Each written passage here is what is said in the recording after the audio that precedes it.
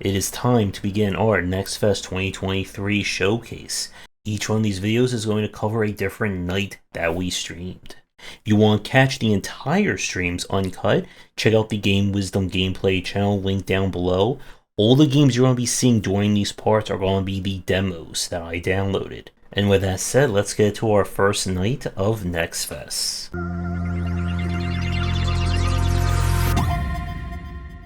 We are starting things off with Lies of P, aka the Pinocchio Souls-like.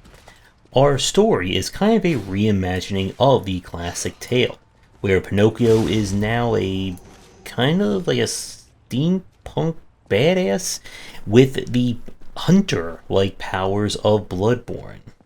The city that has been controlled and maintained by puppets and automatons, something has, of course, gone dreadfully wrong, and we must slice, dice, and punch our way in order to figure out what has caused everyone to go crazy. So right off the bat, the game is definitely trying to evoke elements of Bloodborne. You are far more about offense than you are defense here. Your main weapon is a combination of two parts, the actual blade and the handle. This determines what special weapons or special kind of weapon arts you'll be able to use when you build up enough meter. That is the kind of blue segmented bar in the upper left. And just like in Bloodborne, if you take damage, you have a few moments where you can hit an enemy in order to gain that health back. Now, the game itself looks gorgeous. I love the aesthetic and kind of the enemy designs in it. However, there is a very big problem with Lies of P, and that is in defense. Enemies in this game, outside like the normal enemies, all get super armor with their attacks, and they attack very wildly. Similar to that of the From Software games, every enemy who does like a combo or string of attacks, if you are next to them when that combo ends, they will always use a kind of wake up additional attack to punish you from being near them after they finish a combo. Some enemy attacks feel wildly kind of out of tune or out of speed for the game, almost being instantaneous from starting the attack to actually hitting you. And you really don't have a viable defensive measure in this game, at least in the demo that we played. You see, your dodge barely gives you any iframes, and it does not give you distance to avoid enemy attacks, especially when they start throwing 2 or 3 combo hit strings in at you.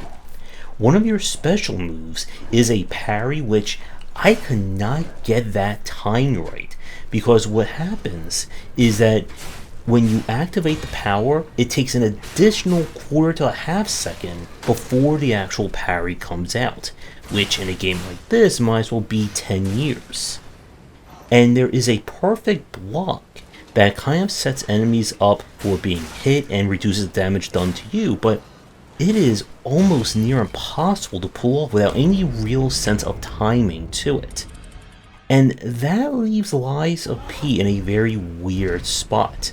The aesthetics are good, the general fundamentals of the game are okay, but when one core tenet of your combat system doesn't feel right, none of that matters. And I do hope between now and the game is released in a few months, a greater look is done to the defensive moves and how defense plays out. So there is definitely potential here, but just like a very pristine marionette, it could all get broken very easily. We now turn to Wizard with a Gun. Surprisingly, with that name, this is not about, well, gunslinging, at least in that sense. This is I guess in a strange way, if we combine elements of Don't Starve with a roguelike. And that is definitely a weird combination, but here we go. So it is an alternate universe where wizards have not only decided to take up the gun, but they use that as their quote-unquote magic wand. Everything is happening great until one day when the world gets destroyed by chaos. As the only living person left in order to try and figure out what is going on, we're going to have to explore the literal destroyed remains of life in order to figure out how to stop chaos and bring the world back in full. So the game itself is kind of split between two distinct aspects. You have the tower. This is your hub and kind of your major permanent or permanence area. Anything that you build there is going to stay for the rest of your game. You'll rewind time in order to explore the final minutes of the world, looking for resources and, more importantly, recipes and gears. Recipes can be used to craft new weapons, furniture, items, resources, that kind of good stuff. And the gears are used to rewind more of time back, allowing you to stay more in the world. The more the world opens up, almost in a weird way, remind me a little bit of a Soul Blazer from way back in the day. Now, the kind of crafting and equipment system is all built around you creating new guns and new bullets. Your weapon has a level to it. This determines how much damage it does, and different bullets will have different effects on various enemies. If you want to be able to hurt higher level things, you're going to need obviously a higher level gun. And as you explore the world, you'll need to get into fights, collect more resources, and when time runs out, you must hoof it back to your exit portal to get back to the tower and kind of bank all those lovely resources, items, and more that you found in the world itself. One thing that you're not going to see in this footage is that the game will support multiplayer. I don't know how many in that version, but definitely again evoking elements of Don't Starve, yet still being a very original concept. And even though you are going to be crafting lots of items and having to keep crafting bullets in order to fuel your gun gun, however you want to say that, there is suddenly something very interesting here about Wizard with a Gun. I like the idea of the permanence and kind of taking almost like the survival aspect and turning it into again, almost a roguelite. So I'm definitely curious to see how this game will develop and where it's going to go when it is released. We now have Sea of Stars, and this is the next game from developers of The Messenger, who besides being a very fantastic game had an incredible aesthetic. And Sea of Stars is really looking to carry especially the aesthetics, at least from what we saw with the demo. We are a group of heroes trying to save the world, and to do that we are going to explore a beautifully vibrant place, meet all kinds of characters and strange people and other things, and of course get into turn-based combat. The general feel of this game, at least in terms of the aesthetics, reminds me a lot of Chrono Trigger, but the combat system and general movement are also quite unique to it. The game, in terms of movement, it feels more like a 16-bit kind of isometric adventure game, like a Beyond Oasis. On the world map or in a stage, you are free to move around, you can climb up and down ledges, and there will be lots of secrets that you'll have to figure out how to get around to. When you get to combat, the game is played turn-based. You are free to decide in the order when your characters or who you're going to use when. Each enemy will have a kind of turn counter to let you know who's going to go next. Where things get very interesting is that the game makes use of action commands. So a proper press of your command button will either let you do more damage during your attacks or mitigate damage during the enemies. And this will become very challenging as enemy attacks can be very fast and you'll have to keep track of who's being targeted. Now enemies will also get advanced attacks. This is when they kind of charge up for a spell or super move. And how this works is that you'll see a bunch of icons over their head. When you can hit them, each one of your character's attacks is made up of various properties. There are combo attacks that have multiple ones as well. If you can do all those kinds of damage that are showing above the enemy before they get the attack off, that attack is cancelled. and you'll need to make proper use of characters' MP, which restores after they attack, your myriad of cooking items, and charging of your combo meter for special moves. From what we play in the demo, things are definitely looking up and up for Sea of Stars. Again, from the footage you're seeing, this game looks fantastic. The developers seem to be doing a lot in terms of difficulty design. You'll find and be able to buy a variety of relics that can tweak the game, making it easier or harder in certain respects if you so choose. The normal play of it, at least from what I could see, is going to be on the, I would say, moderate to challenging side here and there. You're going to get hit quite a bit, and again, the food items are going to be your saving grace. But I was really getting into this one, and I'm very fascinated to see where they're going to go in terms of more elements to it. There is going to be puzzle solving as well.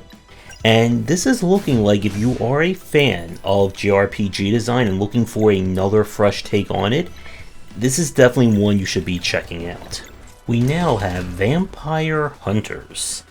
And this is a game that, well, dares to ask the question, what if Vampire Survivors, but with Doom? Our story is that, well, we hunt vampires. And in order to do that, we are going to need gun. More specifically, lots and lots and lots and lots and lots of gun to do so.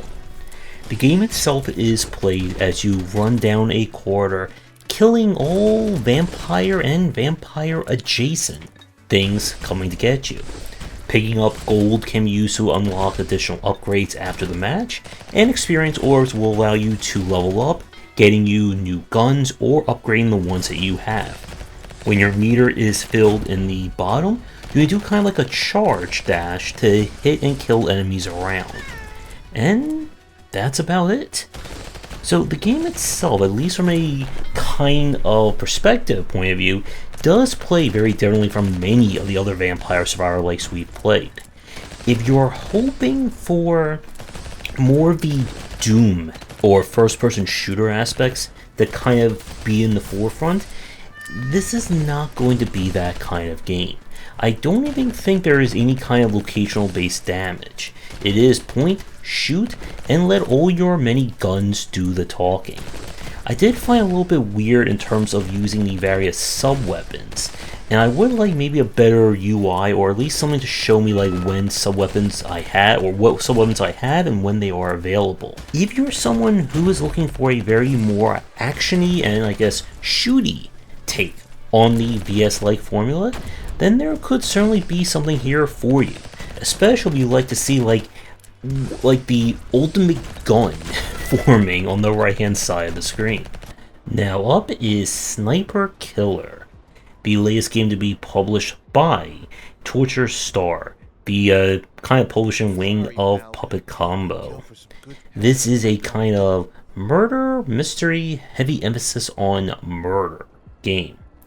A mysterious man is going around killing people with a sniper rifle, and we are going to play as him and his victims and the police trying to stop him in order to learn the disturbing truth as to what is going on. Why is he killing all these people? Why are we able to go to various places and not get any pizza? Who knows? But the game itself is played in a series of linear vignettes. Sometimes you'll control the sniper killer himself, other times you will have to control the other people trying to figure out what is going on. There's of course going to be jump scares, horror, and some violence against our kind of polygon characters here. So this is one of those games where you kind of know what you're getting into, especially if you're a fan of Puppet Combo stuff, before you even start playing. There's definitely something interesting here with the story and the variety of scenes, but this is going to be one of those games that's probably going to be less on the kind of like heavy gameplay side, as say something like Stay Out of the House. But if you're a fan of horror and looking for a very interesting story from the likes of Torture Star, then I would definitely give this one a shot, pun intended. Now we have Tiny Attack. This is kind of a, I guess, action fantasy take off of the Risk of Rain formula. Your mission is to move from area to area, killing enemies, opening up treasure chests to gain items and upgrades, and do it as quickly as possible. As your fame meter fills up, the difficulty will also go as well. So this is again a game that wears its inspiration on its sleeve, as you'll try to collect the variety of items, which from the demo I'm not quite sure if they're all kind of working as intended. The music is nice and chill and I guess like lo-fi beats to Slack and Slash 2. But again, this is one of those games that you'll know very quickly whether or not you'll enjoy it. My only, I guess, gameplay concern from this demo is that the boss felt a little too health spongy. I don't know again how the various items, once they're fully implemented, will work to make things easier or even just doable. I'm also not 100% sure if there is going to be multiplayer in this one or not, but there's definitely some charm to it, and if you're a fan of the Risk of Rain concept, I would at least give this one a check. Now we have Dimensional Animals. This is a Metroidvania where you play as a series of sci-fi infused animals who are trying to save a ball and bring it back to our dog's over here owner. And to do that, we are going to have to explore dimensions, fight enemies, collect MacGuffins, and so on. The Metroidvania aspect of this game comes in with the different pets. Each one has a different power. Our dog here can, well, face and teleport through objects. The duck gets double jump, and I'm not quite sure what the other pets are going to get. Hidden throughout the world are gems and diamonds, which act as the game's collectibles to unlock new things, as well as give you more health. From what I played of this one, it looks like it's going to be a very solid, I would say moderately challenging Metroidvania. Once you get used to the fact that you can teleport into enemies to kill them, it does kind of give you a little bit of leeway in terms of the difficulty. And then from there, it's just going to be all about exploring and finding all those MacGuffins. So other than the different powers of the pets, there's nothing here that I haven't already seen before, but this seems to be yet another very competent and well-designed take on the formula. So if you are a pet person and a Metroidvania fan, I would definitely check this one out. And for the last game of today's episode, it's another animal themed one with Go Nutz. We play as a squirrel, and apparently winter has come exceedingly early. And we're on to get out of the forest, warn our fellow squirrel friends, and try not to freeze or get beaten up by all manner of woodland critters who apparently don't like squirrels. The game itself is played as an action roguelite. Each area, you'll have to find acorns, try to warn your fellow squirrel friends while winter is slowly approaching from one side. If you die, you'll get sent back to the start of the game, and you'll be able to use coins to upgrade and unlock additional passive features, items, and more. Your squirrel here is very agile, and can kind of dash, flutter, and fall, and even fly up into the air. He's a very acrobatic squirrel, and his little partner there acts as his gun as well. But the game itself is definitely built on a very kind of like floaty combat. Your character is constantly moving around based on where you're attacking. From what I played of this one, it is definitely going to be an interesting one to keep an eye on. I don't know the extent in terms of like variants with the roguelite features here. But once again, if you are a fan of animals, this time squirrels, and looking for a very action take on that furry friend of yours, then I would at least give Go Nutz a check. And with that said, night 1 is done, and we are nowhere close to being done with these showcases. Come back tomorrow for night number 2, and be sure to check out the Game Wisdom channel or the gameplay channel if you'd like to see the full streams of these. Do all the YouTubing stuff people tell you to do, and when tickle your game for a future piece, please reach out. If you're interested in my thoughts on design, be sure to check out my game design books wherever books are sold. And with that said, come back for daily discussions on game design here, and on Game Wisdom, where some of the art and science of games.